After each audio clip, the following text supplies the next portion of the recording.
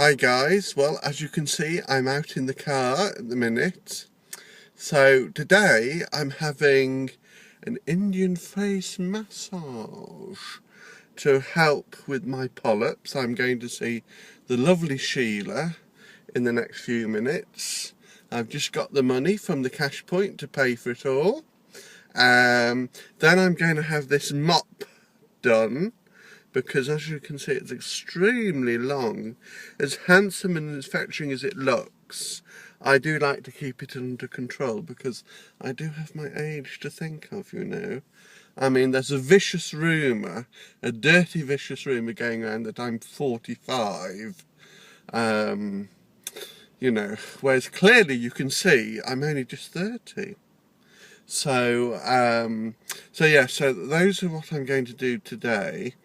And when I come back, I'm going to talk to you about puppy farming and the evil, nasty trade that it is. And I will put a link below, and this is mainly for UK residents. If you could sign it to stop this evil practice, it would be fantastic. Because as you know, puppies from puppy farms, they really don't have a good start in life, and they don't survive that long, because they can pick up parvovirus, which is fatal to them. So, and an old fella in a big 4x4 has just looked at me as if I'm insane, so I shall go now. Bye bye. So guys, I've just left Sheila's place, having had my Indian face massage, and as you can see, I look rejuvenated, refreshed, and positively youthful looking. She's massaged at least 5 years off my face.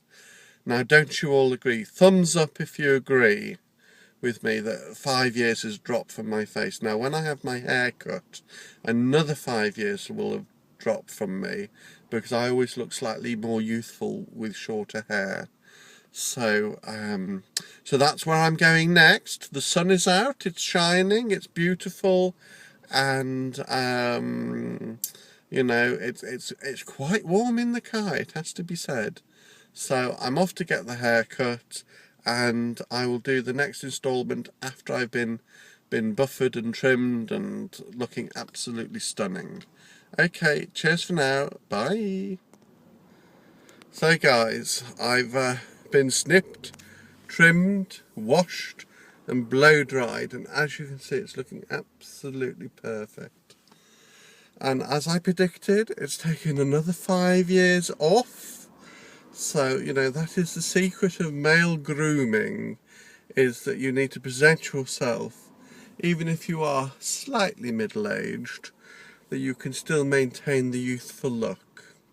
And once these bad boys are gone, and I've had my laser eye surgery, I should look about 25.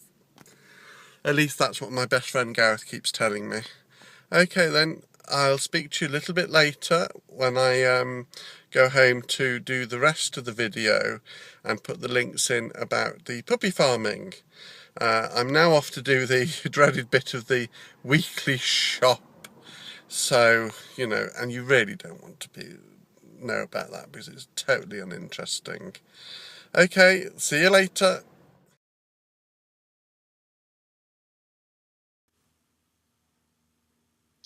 Okay, I'm back home now. It's about 6 o'clock in the evening, which is why the light's gone a little. So I put a side light on to illuminate me a little. Otherwise you would just see a blank image, or just me in shadows rather. So I made, as you can see, a few little 3 clips while I was out and about today. You know, a little bit in jest and joking, but what I want to talk about now is the serious side of the whole subject of the video, which is puppy farming.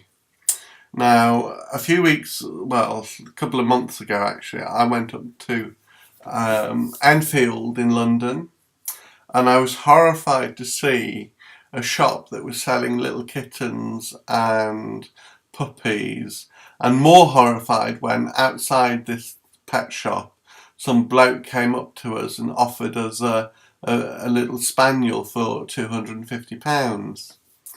Now, as much as I like dogs, I haven't got one because I have two cats. And, my cats, I knew their mothers and their fathers. And, I've had them since they were little babies. So I know their history and their pedigree. And that's how I've always done it. I would never dream of going to Puppy Farm or, someone selling pets out of the back of a lorry. It's just unthinkable to me. I'm going to actually put a photograph in just to demonstrate to you what a puppy farm actually looks like. And you'll see that these beautiful little dogs are kept in cages. And, they've not got a lot of room to run around. And even in this pet shop, the dogs were in a cage far too small for them. I complained to the trading standards and environmental health departments of Enfield, and while they were sympathetic, it was, it's apparently that they're not actually breaking the law, even though clearly the kittens and puppies were panting away with no water, no food, nothing soft to lie on, and it just shouldn't be allowed. It should be made illegal. Now, Mark Abrahams, who's a vet, and a very good one, on Twitter, has started a e-petition. Now, this is mainly aimed for British people. And honest guys, it'll take you less than 30 seconds to fill out the form, click send, to get Parliament to talk about this very serious issue. Now, I don't know what it's like to have bought a pet from a puppy farm, but I know people that have. And I know what it's like to them when that puppy has suffered, developed parvovirus, and all the other ailments you can possibly think of. And if you don't want to take my word for it, I'll also give you Mark Abraham's Twitter link, and you can go speak to him because he's a vet and he knows. So I would urge you, if you do nothing this weekend or this coming week, just take that 30 seconds to click on the link, fill out the form. It won't cost you anything. It's completely free of charge, but let your voice be heard.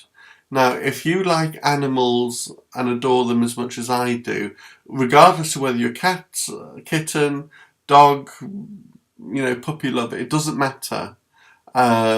What matters is that this trade must be eliminated because it's not healthy for the animals, and the heartbreak it brings to the people that lose the puppies through ill health or deformity of one kind or another.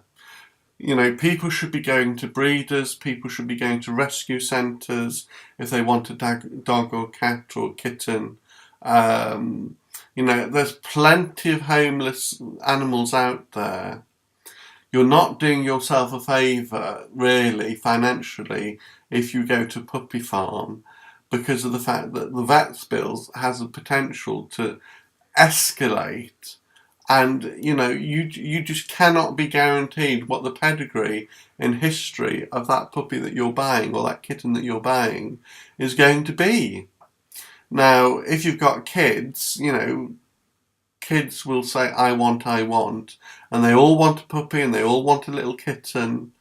And could you imagine the impact it would have on that child or those children if you go out and you think, oh, I'll do it the easy way. I'll go to a puppy farm or kitten farm and buy one of these kittens and dogs. And then, 4 weeks later, it's died of some horrible disease that you didn't know that was there. And more importantly, the puppy farm, who don't give a toss, didn't know it was there because they're not checked out properly. So, that's why I would say, do fill in the e-petition. You know, let your voice be heard, because if you love animals as much as I do, then your conscience won't allow you to ignore this. Okay? Thanks very much, and do fill in the e-petition.